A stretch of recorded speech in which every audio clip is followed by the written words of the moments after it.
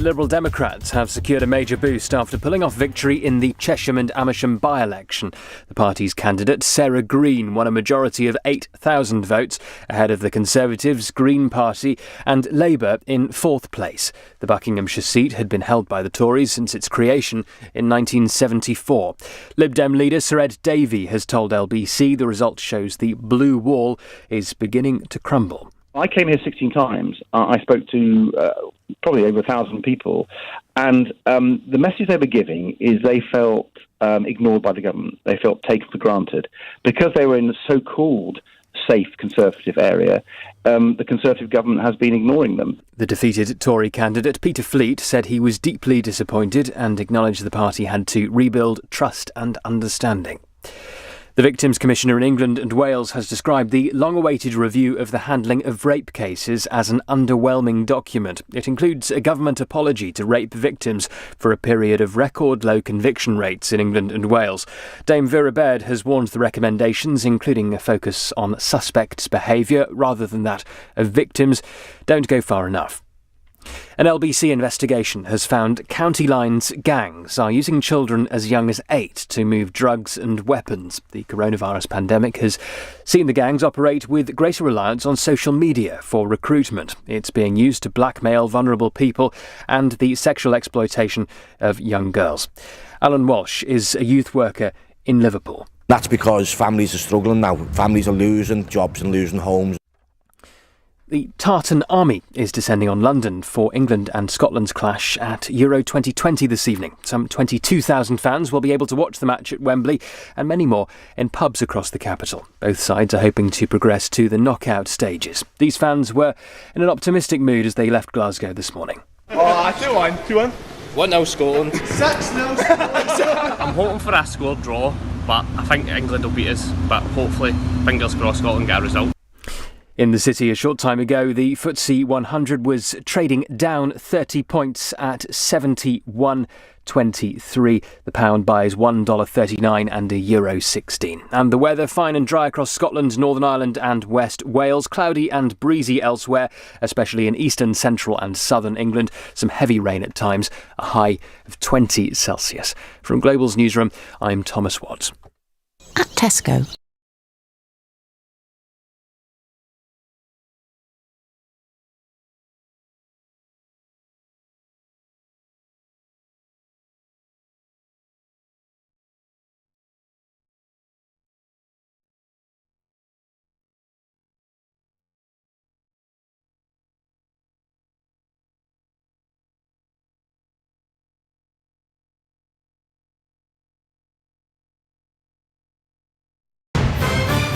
This is LBC from Global. Leading Britain's conversation. Speak to Sadiq. The Mayor of London, Sadiq Khan, takes your calls. Good morning, it's Sadiq Khan here, the Mayor of London. Just riffing about being on Speak to Sadiq this morning because James O'Brien hasn't given me a script. But it's great to be back as the re-elected Mayor of this great city with James O'Brien. And remember, this is your show, not James's show, not my show, your show. So please ring in or text and we'll have a chat over the course of the next 30, 40, 50 minutes. James, over to you, sir. Thank you. Can you remember the number off the top of your head? Of course not. No, 0345 606 0973. I can say it in my sleep. Sorry, I got taken by surprise by the top of the programme then, so I just gestured at the Mayor to ask whether or not you wanted to do the introduction. You could have either nodded or shaken your head, but there you go, you went off. I'm Mr. Amenable. Absolutely. In turn two, James. On the turn. Well, as we wait for the first call, actually, no, I think we'll pass straight in. Jackson is in Dagenham. Jackson, what would you like to ask the Mayor? Hello, Mayor. I supported you on all occasions, and I'll support you again. However, I think you failed. On Nick Ferrari's show, when people come on, they're asked, does Cressida Dick have your confidence? And they all say, politicians and police say, yes, she has our support. But what Nick Ferrari or other presenters don't say is, does she have the support of the public? And I think that is a crucial thing that everyone is missing on this. She doesn't have, especially in the black community, we've always known that there's corruption in the police and it's been swept under the carpet, and you, I'm sure, as a politician, are going to give her your full support. And I think you failed in saying that, look, she's got problems she's got to deal with. One of them is this death in police custody. She has not come out and said these are the structures she will be putting in place to avoid those deaths in police custody. It's a failing. It's a failing. Can I nudge you gently towards a question, Jackson? Would you mind awfully? Yes, the question is, these deaths in the streets, largely in black communities, yes. How are you going to tackle it? Because the police are recruiting black youngsters to act as spies, and are these revenge killings? Well, Jackson, thanks for your question and your candour and your support. Our Commissioner, Sadiq, acknowledged last year that the Met Police Service, which I think is the finest police service in the world, does have within it examples of racism, discrimination and bias. And the Met Police Service, to give them credit, working with City Hall, me and my deputy mayors, but also with communities across London, have produced an action plan to address some of the issues that you raise, serious issues that you raise. Because you're right, in some communities, black Londoners in particular, there is not the trust and confidence there should be in our police service. By the way, Jackson, the lack of trust and confidence extends to not just the police, but to the health service, to education, to politicians, to the media, and so forth. So there is a societal issue we've got to address, and I actually do believe there are structural issues we have to address. So, for example, Jackson, some of the recommendations in the action plan seek to address some of the points you've raised. For example, you're right, we do want to recruit, and I don't apologise for this, more diverse Londoners to join our police service. Why? So our police service looks more like the city that we want to police, but also that will engender greater trust and confidence. But also, Jackson, we're keen to make sure we don't just recruit them, we retain them and they progress up the ranks of the police service. And the other big thing the police have agreed to do is for members of the public like you to be involved in the scrutiny of the police, whether it's recruitment, whether it's training, or whether it's monitoring use of things like handcuffs, things of people in custody and so forth, because we've got to make sure more Londoners have trust and confidence in our police service. We need to talk about the figures as well. 18 with another death overnight. Violent crime down overall, murders down overall, but this particular type of murder, this knife crime, up. And the Daily Telegraph have helpfully calculated what would happen if the current rate continued to the end of the year, and it would be the highest since your office was invented in 2008. Look, I'm not going to talk about I've been asking you about this pretty much since the first time we met. Yeah. And things are worse than they were then. Well, I think to give you credit, in your introduction, you commented on the progress made with homicides going down, violent crime going down, facts are important, youth violence going down. But it is a fact, and it's heartbreaking because I meet the families, that the number of teenage homicides this year is going up versus last year. And that's why I welcome yesterday the police gave a hard-hitting press conference to explain some of the stuff we're doing this summer to address this issue. One of them is a very simple campaign, Hard Calls Save Lives, encouraging mum, dad, big brother, big sister, anybody, if somebody in your family is leaving the home with a knife, with a dangerous instrument, please let us know, because that makes them more safe taking it off them rather than less safe. Across this summer, Londoners will be seeing a greater police presence across our city, particularly in areas where there's been a history of violent crime, and you'll be seeing surge activity in those areas. At the same time, James, the good news is we're going to be giving young people even more constructive things to do to keep them busy during the summer. Sports, education, culture during the daytime, events at the weekend, funding youth workers to work with young people, because there's no point us complaining when idle hands get up to no good. We've got to give idle hands constructive things to do. You understand the frustration of people listening, though, who will detect an air of Groundhog Day here. I mean, the figures aren't going down on the most crucial metric of young people who are actually being killed, and some of the answers stroke excuses are as old as the hills. I mean, that what you just said is a variation, an evolution on youth clubs, isn't it? Which has always been part of this conversation.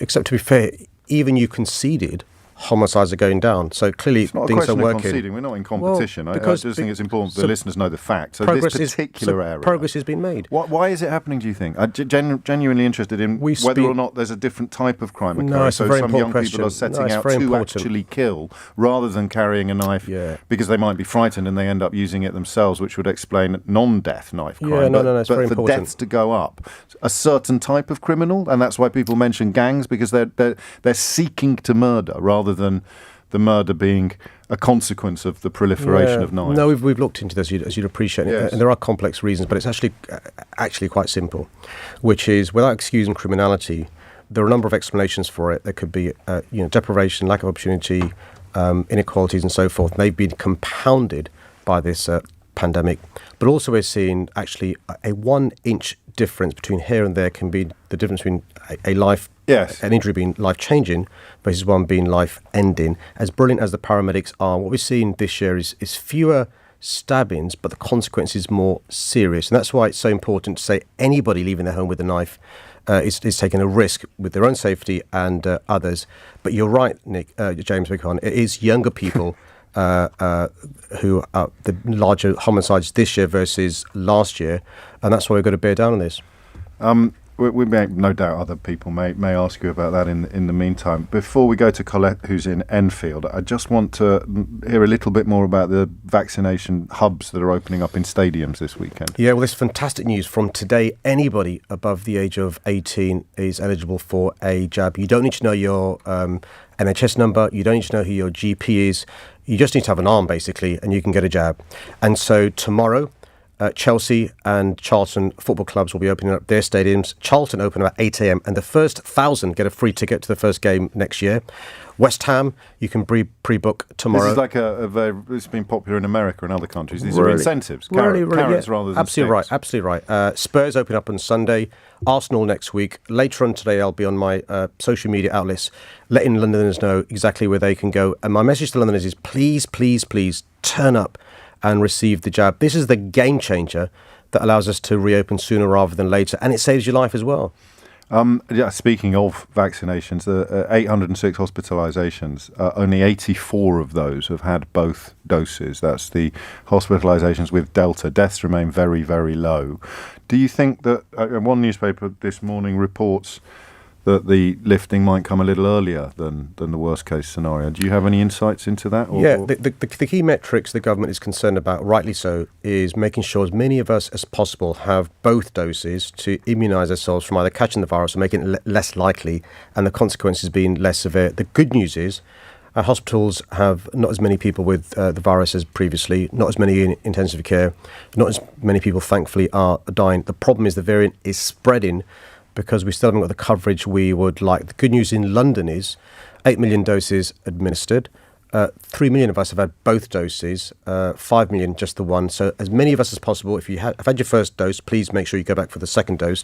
And particularly those above the age of 18, please, please, please take your first dose, because that will enable us to reopen our city to the way we want it to be reopened. So, I mean, do you think it will happen early, or are we still watching the numbers? We're still watching the numbers of actually jabs being administered, and that's why it's really important. If people get the jab as soon as possible, it means our chances are more likely to reopen rather than less. What the Prime Minister said was July the 19th was a destination, sort of a terminus rather than, the earliest possible. It is possible. I saw the front page of the newspaper, Daily Mail you're referring to.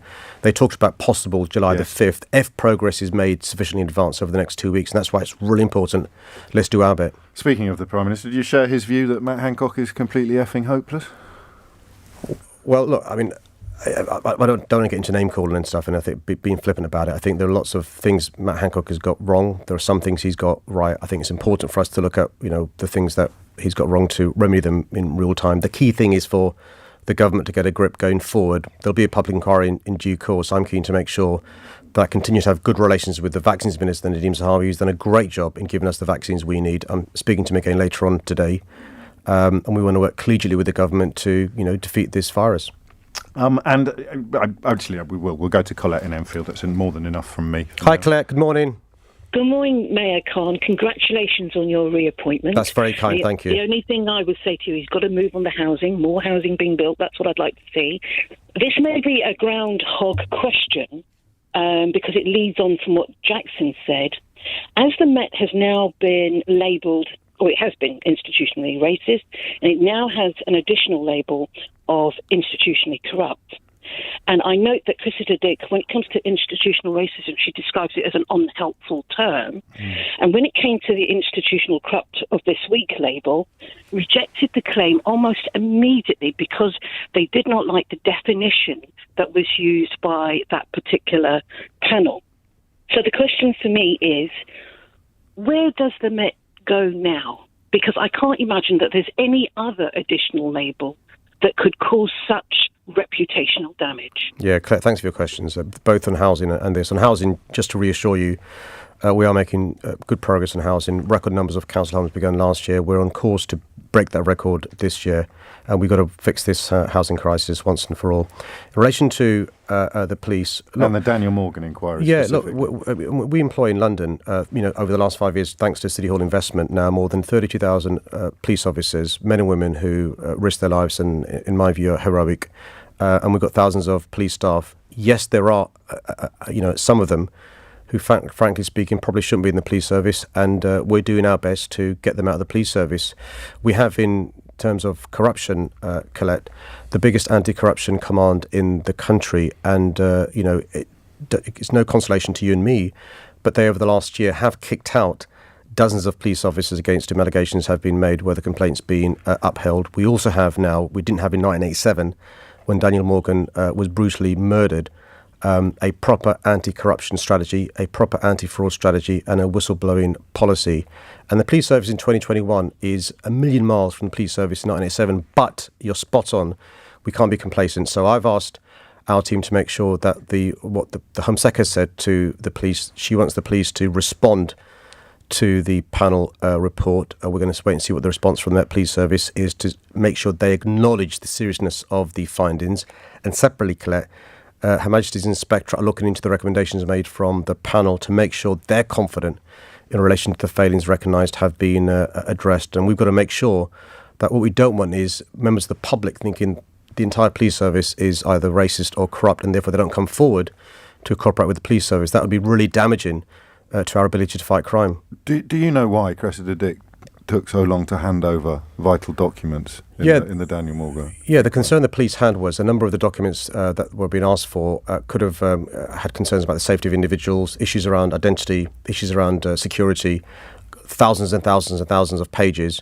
And what I've been told by the police is there was no incentive for the police to try and stop the panel getting the documentation they needed. The issue was the delay it took them providing the documents to the panel. That being said, you've seen the headlines of the panel report. They were damning in relation to the police's response from 1987 up till a few years ago. And we've got to make sure we take on board the criticisms they've made and act on the recommendations they made. And do you have any idea why the Home Secretary delayed the publication of the report in ways that were very roundly criticised by the panel? Yeah, no, I'm not aware of that. I mean, it's an issue between the Home Sec and the panel. It is unprecedented, and you'll have seen the comments again of the Baroness leading the panel of her views of that. But no, that's an issue for the Home Sec. Colette, thank you. Let's go to Natalie, who's in Chelsea. Natalie, what would you like to ask the Mayor? Good morning, Natalie. Good morning. Hi. I was a victim of rape in April in London. I'm currently going through the process with the Rasto team and the Metropolitan Police. The Rasto teams are doing everything that they can to support me, but I am absolutely aghast at the statistics in London of rape going through the ceiling, and yet the conviction rates are so low. As a victim of this horrific crime, I want to know what you're going to do based on the current situation and on the recent rape report that's come out. What is going to be done to protect people like me, to have better outcomes, have better support in place? My Rasto team said directly to me not that long ago, the Metropolitan Police is broke. There is no support in place and we are completely under-resourced. Why is this happening when the statistics of rape in London are so high? Well, Natalie, I'm incredibly sorry for your experience. And there's not a lot you've said I can disagree with. One of the things that we've done in London, of course the report today is for the entire country, is to appoint the first ever London Victims Commissioner. And Claire Waxman has highlighted some of the points you've said over the last few years. the numbers of people who make an allegation or report, I'm afraid, over the last few years, which leads to a successful conviction, is as low as 3%. In London, it's 6%. It's nowhere near good enough, Natalie. And many victims and survivors actually give up on the criminal justice system and it doesn't reach trial, the so-called attrition rates, the cases being stopped. So in London, we're doing a number of things to address that, which is we're having more advocates to help the victims of rape through the process. We're also making sure there's more support for victims able to give evidence without the need to be in the court on the day of the trial by recording in advance their testimony to avoid the trauma of the cross-examination, which can sometimes feel like victimization for the victim and survivor. But also we're quite concerned, actually, that the CPS police practice of taking away a mobile phone from a victim and then downloading the data on that phone and not returning the phone for a long time. So what we've done, Natalie, is made these recommendations to the government based upon the rape review that Claire Waxman undertook. And that's why today's report from the government actually supports some of the things we've been saying. But what we're saying to the government is we can't wait for 1, 2, 3 years for the recommendations to be acted on for the government. We need rapid progress now. And the biggest concern now, the most immediate concern now, actually, is the backlog of cases in the courts, which means some rape cases aren't reaching trial for 2 years, 3 years after the initial incident happened. Not better, isn't it? Well, there's a way to address that, Natalie, which is to make sure there are more courts in London, so-called Nightingale courts, which could sit later, we could sit on the weekends, we could reopen new buildings to progress these trials, because James is right, it could get worse before it gets better. And there's nothing worse, Natalie, than the delay, this cloud hanging over you while you're waiting for justice, hopefully, to occur. And that's one of the reasons why we're supporting victim support, to help people like you, as well as victims group and survivors groups, so they can support rape victims to get through the process. One of the things that upsets me, James, I speak as a former lawyer, is in rape trials, often the credibility of the victim is what's on trial rather than the defendant in the dock. And that's why it's really important, Natalie, we change the culture around these sorts of offences, because my worry is victims of sexual abuse, victims of rape won't come forward and report it if they haven't got confidence in those investigating it. Which means that the figures, shocking as they are, may in reality be even worse. Well, it could well be. And when you speak to survivor groups and victims groups, they say the figures that we know about could be the tip of the iceberg because of the underreporting. And I'm afraid, James, high-profile cases like the awful murder of Sarah Everard don't help, because what it does is it reduces the confidence in women and girls to come forward and report these things. It leads us back partly to Cressida Dick, actually, doesn't it? Because you speak of a changing culture and the importance of people coming forward being believed.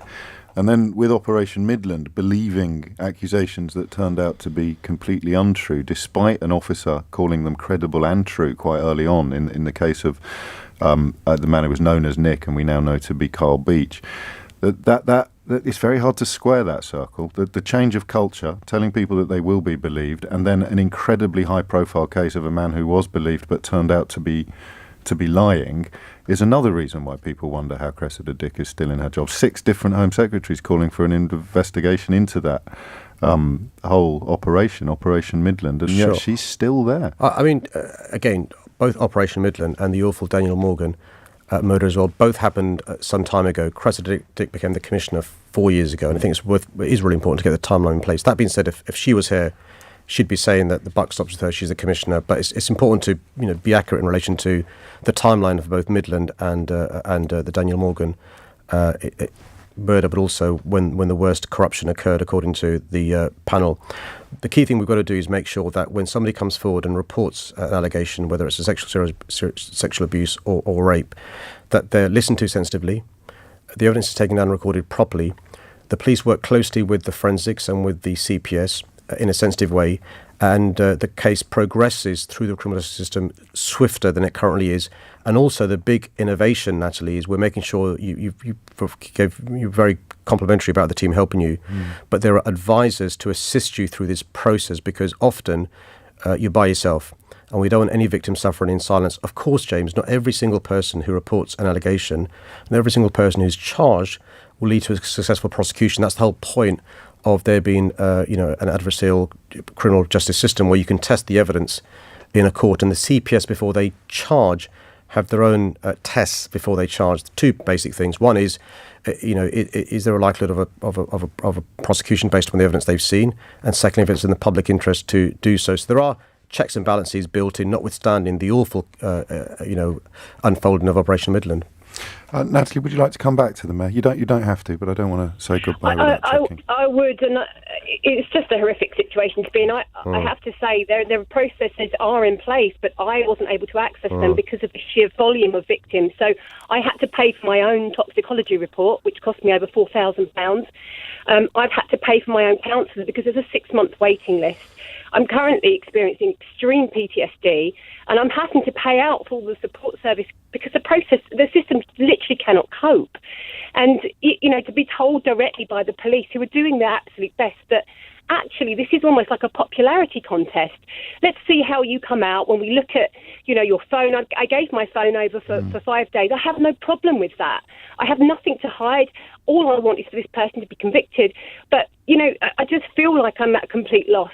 I feel like I have no hope. And at this point, the police are coming to see me next week. At this point, I'm thinking, I might as well just pull out. What's the point? I'm looking at a 4-year wait now for a court hearing. If CPS even allow me the opportunity and the chance to have my case fairly tried, that's all I want, And it is absolutely harrowing. I can't even put it into words. It's shocking. It's not just the experience that's shocking. It's actually the statistics side of it. It's actually the process. And the RASO team saying to me, we feel hopeless too. There's very little that we can do. It has to go through the CPS, and 9 times out of 10, they don't even put it through to a trial. So where does that leave me the rest of my life living with this, but also no opportunity at all for me to have this case trialed and to have my case heard fairly? It's shocking. How do I live with that? With a 38% suicide rate for rape victims, I'm at the point where I'm really seeing why that's the case. It is horrendous.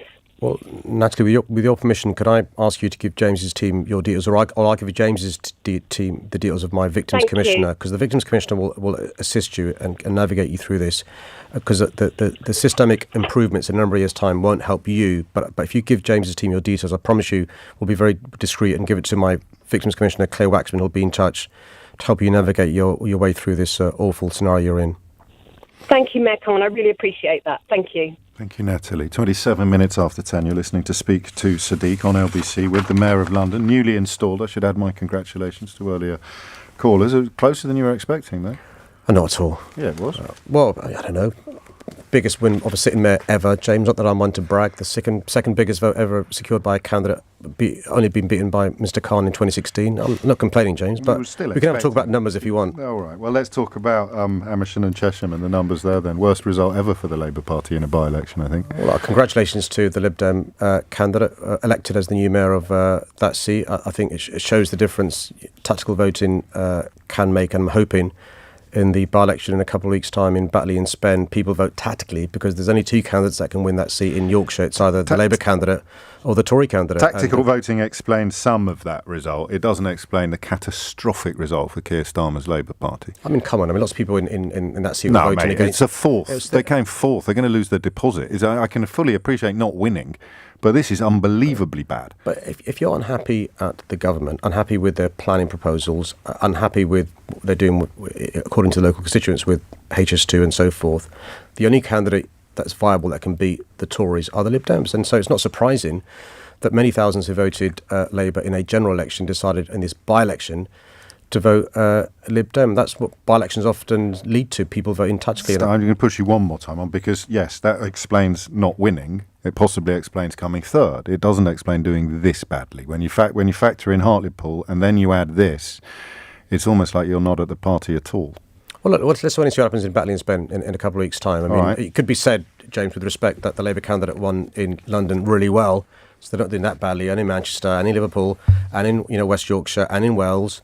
We've stopped the decline in Scotland. We won in West of England. We won in Bristol, and so it's hardly fair to say we're not at the party. It's disappointing if we're going to lose our deposit, but I can understand why people vote tactically in a by-election, and I'm hoping in 2 weeks' time, anybody who doesn't want another Tory MP in Parliament in that part of Yorkshire will vote Labour. David is in Enfield. David, what would you like to ask the Mayor? Good morning, Sadiq. Good morning, David. Congratulations on your re-election. Cheers, mate. It's a question about tourism. In 2019, prior to COVID, of the 40 million foreign tourists that came to the UK, 22 million came to London. Wow. And they spent £16 billion, is the figure I saw. And obviously last year, as we know, the numbers collapsed by about 75%. So I have two questions. How do you intend to get these tourists back in view of the importance of the industry to the city? And what is the expected time frame? Yeah, good question, David. Can I add to that? It's been announced in the last half an hour that Carnival will be cancelled again for the second year running. No Notting Hill Carnival, which is of course also a major tourist attraction. So if you could include that in your answer. Yeah. So David, you're spot on about your the financial consequences of the collapse of international tourism and indeed domestic tourism. And we need them back as soon as possible. What we've launched, David, since I was re-elected mayor, is the biggest domestic tourism campaign London's ever seen. It's called #Let'sDoLondon. And in the short term, David, our focus is getting Londoners back to the West End, but also people across the country coming to London. And what we're trying to explain to people is actually this may be the only summer ever you get to enjoy great theatres, museums, galleries, live music without having to queue with international tourists, ahead of you.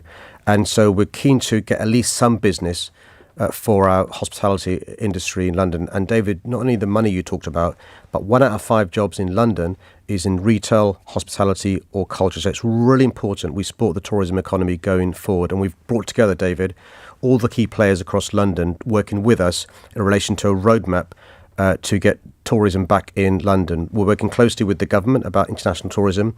You'll have seen President Biden and Boris Johnson talk about a US UK path that's in the green light system, and we'll have to wait and see what happens there. But we're doing whatever we can to encourage people back to the West End and back to London from the rest of the country, working with various people across the city, not least the London Eye, Madame Tussauds, the V&A, British Museum and so forth.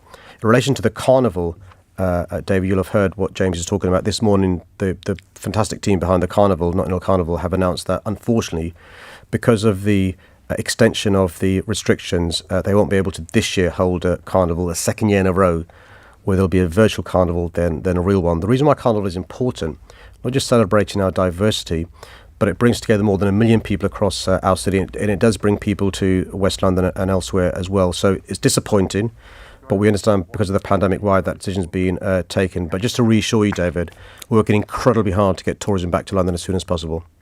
32 minutes after 10 is the time. I'm a bit of an anorak when it comes to wandering around London and tracking businesses and what they are doing. Are you aware, do you have more insight and information than we do about the ones that aren't going to come back, the premises that are going to remain empty? Because I see quite a few, including some household names, particularly in the restaurant sector, who don't look to me like they're planning on ever coming back. No, 1 out of 5 of our businesses didn't reopen when they were supposed to. That's 1 out of 5 who could close permanently. And the perfect storm is this, James. The government, for reasons that we understand, has extended the reopening by 4 weeks from June the 21st to July the 19th. At the same time, they've reduced business support to these businesses, so a reduction in the business rates relief, a reduction in the furlough scheme. They were going to get rid of the moratorium around evictions. Thankfully, they've done a U-turn on that. And so businesses are really struggling. And that's why it's really important for the government to give the businesses support just for another 4 weeks. That's all we're asking for, because they've given support over the last 4 months. But then it could be another 4 weeks. And I mean, you just don't know, do you? Not to defend them, but just to remind you that the postponement is now more expected than not. Well, in which case what the government should do is extend the support until restrictions are completely lifted. Some businesses have reopened and they're working on a loss. They see it as a loss leader until the full reopening on July the 19th. And so we've one of the reasons why David's question is so important is we've got to help our businesses by safely using the restaurants, the bars, going to the theatres. I went to the theatre, 2 Sundays ago. Really enjoyable night. I felt incredibly safe. And many of our businesses have spent lots of money to make sure they are COVID safe, and let's support them.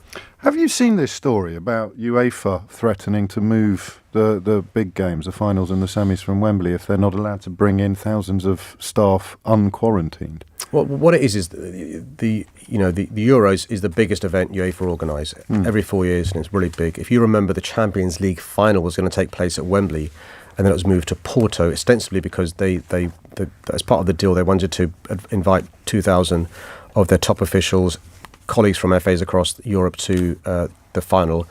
We're working closely with the government, with the councils, with UEFA to try and make sure that we can address some of the issues they're raising. We've got to recognise, though, we're still in the middle of a pandemic. The Delta variant is it possible here. then? Is it? I mean, how likely is it? Because an awful lot of people listening to this will be very spooked by the idea of, is it 2,500 officials being able to fly into the country without going through any of the measures that normal travellers would have to? And that's one of the reasons why we've got to make sure it's done. If people do arrive, it's got to happen safely. We've got to make sure the various checks happen. What we can't have is what we saw most of last year, people landing at Heathrow and Gatwick or on the Eurostar and just coming off and wandering around our city, potentially with a variant or the virus in another form. You'll remember a conversation that was had a number of weeks ago about which countries should be on the red list countries. Bangladesh, Sri Lanka, Pakistan went on the red list. India didn't because the Prime Minister wanted to deal with India, which led to the current Delta variant. Do you think it's that simple? You think the current Delta variant, which is not going as badly as some feared, the latest numbers are encouraging, but there's still numbers that hinge upon the introduction of the Delta variant to the population. Do you see it in such simple terms that he postponed it recklessly in hope of flying to India to make some announcement about trade? Yeah. I mean, look at the numbers in relation to the variant in India versus Pakistan, Bangladesh, Sri Lanka. It was higher there. They went on the red list countries. India didn't. And actually, India only went on the red list countries when the Prime Minister cancelled his trip to India, I think, the same day. And so that delay was a problem and was a factor in the variant arriving in London. Many of the people who arrived from that part of the world weren't being quarantined, may not have been self-isolating. And I think it's really important to learn the lessons of mistakes made in the past. I started reading out some of the stranger texts that we get when you're in the studio last year, and then I stopped again. But it occurs to me, people sometimes need to know what you deal with on a very, very regular basis. So John in Romford's been in touch to say the very crafty London mayor was only elected for his religious beliefs, not his ability to do the job. He will destroy London as planned, writes John in Romford. Is this a plan you're aware of? Well, maybe John can share these plans with me so we can be part of this conspiracy. Amanda in Reading, to take up this question about the quarantine and the football, what would you like to ask the Mayor? Hey, Amanda, good morning. Yes, good morning, everybody. Hi there. Do you think that we need to tighten up these rules with regards to COVID? And should the Euro finals be moved to Hungary, be moved there for the safety of everybody? Yes and no. So yes, I do believe we should have proper border controls to do our best to minimise the chances of viruses coming into our country, particularly different variants of the virus coming into our country. And people who do come to this country from overseas, we need to make sure that we can be confident they're not bringing the virus with them. Because if we don't, Amanda, all the hard work we do, in the country, the huge sacrifices we've made can be undone by new variants. But no, I don't think the final or the semi should be moved from Wembley to Budapest. Well, hang on, you can't have it both ways. I mean, I didn't think I would as well, but the more I read into it, the more and the more I look at what the national government has got right since this nightmare started, the more I wonder whether this is something else we're going to look back on with a sense of wonder, like we did the beaches last summer, 2,500 people flying in, more or less freely. Well, all I'd say in a sensitive, polite, courteous way is don't believe all you see in the media about the threats made by UEFA to the government. UEFA, okay. Amanda, I can reassure, are talking to the government. They are talking to us. They are talking to Wembley. They're talking to the FA. They're talking to the councils. Because you can understand, Amanda, the conundrum they have, which is this is the one big event in 4 years. They want to get as many of their officials to watch the finals as they can. So it's a conversation that's been had, and so not unreasonably in a conversation, the government's going to be saying, hold on a sec, we're a bit concerned about anybody coming here without proper checks and balances. They're going to be saying we'd like as many people as possible to come, and so an accommodation's got to be reached. Our priority's got to be, Amanda, the health and safety of people in our country, which is of paramount concern for the reasons, not just the reasons James alluded to, but we don't want to be back at square one, after 15, 16 months of sacrifices with the light at the end of the tunnel finally there with the reopening on July the 19th. Speaking of conundrums, I mean, they're all very welcome and they add to the general jollity of this postcode enormously. But there are 20,000 Scotsmen in town and they've got nowhere to watch the game. Well, there's some women as well. Of course. So, listen, by the way, I think the game tonight's going to be great. And to my Scottish friends, apologies, but I predict an England win. But my message to... Thanks, Nostradamus. My message to those Scotsmen and women who are in London already for the game is please, if you've not got a ticket to the game, try and book now for somewhere to watch the game tonight safely in a pub or a bar or a restaurant, because you can't just rock up to a pub and see the game and you're going to miss the game. It's going to be a great game, so please do that. To those who haven't yet arrived, listen to this, please don't come to London unless you've got a ticket for the game or somewhere safe to watch it. Why? Because of COVID-19, we've only got one fan zone, and that's limited to 750 people because of social distancing rules. And those places have been given up already to key workers who I think deserve to watch the game on a big screen in Trafalgar Square. We simply can't provide other fan zones across our city because of COVID, and so you'll miss the game. And so what I don't want is that you come in missing the game, but also inadvertently the virus spreading because you're in close proximity with other people. They are already here. A few thousand are, yeah, and they were outside last night. I know not quite all of them, but it felt like it. And No. did you toy with the idea of providing fan zones, of putting up big screens somewhere? It wasn't possible. I mean, we looked into the possibility. By the way, had the Scotland game happened after restrictions are lifted, we'd have had fan zones all across London. We had plans for, Greenwich, Hyde Park and elsewhere. It wasn't possible because we're still in restrictions, but also we're now additionally concerned about the spread of the Delta variant. And so we want a successful game tonight. We want a safe game tonight. And so please, to those, Scotsmen and women in London today, have a great time today and tomorrow. But please reserve something to watch it today if you're in London. If you're not in London and you're thinking of coming, unless you've got a ticket for the game or you've pre-arranged somewhere to watch it safely, I say this with respect and somebody who usually invites people to London, please don't come. And if they do, I mean, what have you got measures in place? You've got policing issues already established? Because one imagines, I'm sure this isn't going to shock you, but I would be very surprised. I'll do my prediction now that there will be enormous gatherings of football fans in places like Leicester Square and Trafalgar Square, and they won't be studiously observing coronavirus. Oh no, and listen, we knew that on Thursday, Friday, Saturday there'd be lots of Scottish men and women in our city. The Met Police Service have got a plan to deal with this, working with partners like the British Transport Police, with Police Scotland, with the train operating companies, with great councils across London as well, and many other partners to make sure we manage those Scottish fans coming to our city. Thankfully, very, very, very few arrests have been made because, as we'd expect, Scottish fans are behaving incredibly well. But I just remind our friends in Scotland who are here that often when you've had a bit to drink, you may not follow and adhere to the rules as well as you otherwise would. So please, just be cognizant and be aware. We still are in the middle of this awful coronavirus pandemic. Denny is in Tower Hamlets, staying in London. Denny, what would you like to ask the Mayor? Hi, James. Hi, Sadiq. Good morning. Really nervous, by the way. Don't be nervous. James ain't that scary. I actually emailed you last year, Sadiq. I'm currently studying the knowledge of London, and that was the time that we were going through all the road closures and ever-increasing road closures at the moment. And I just wanted to email you to get your thoughts, and was it worth investing in the next sort of 3 to 4 years of my life? And how much money? How much money as well? Because you could buy a vehicle at the end of it. I just had my first exam. Yes. Well, 2 exams. One, the written test is £200, and then to get on your appearances, it's £400. And then you have your school money. You obviously have your petrol money. It's time. It's time away with your family. If you're working as well, you've got to get up at 4 o'clock in the morning. It's brilliant. Should she crack on with the knowledge or not? Danny, did you pass your exam? I did. I passed my Congratulations. first one. And I suppose this is another point, because when I went up to the Tottenham Court Road changes, Mr. Camden, there I'll call him, that was the one that introduced the new road changes. He said, there's lots of knowledge people up here at the minute. You must have a big exam. And what people sort of don't understand about the knowledge, it can take up to 3 to 10 years of your life. It's not just one big exam. And I think that's probably why the black cab trade are getting so frustrated, because it's time, money and effort that they train just to do a job that they want to safely drop their clients off to their front door and now that's been taken away from them. So, I mean, I did get a response from one of your colleagues saying that you did support the knowledge and you went to trade shows. Denny, I've got the First Minister of Wales waiting to talk to us, so I don't want to keep him on hold indefinitely. So I am just going to push to the question, which I think is: would you advise Denny to carry on with her training or not? And I'm going to insist on a binary answer to this. Yes.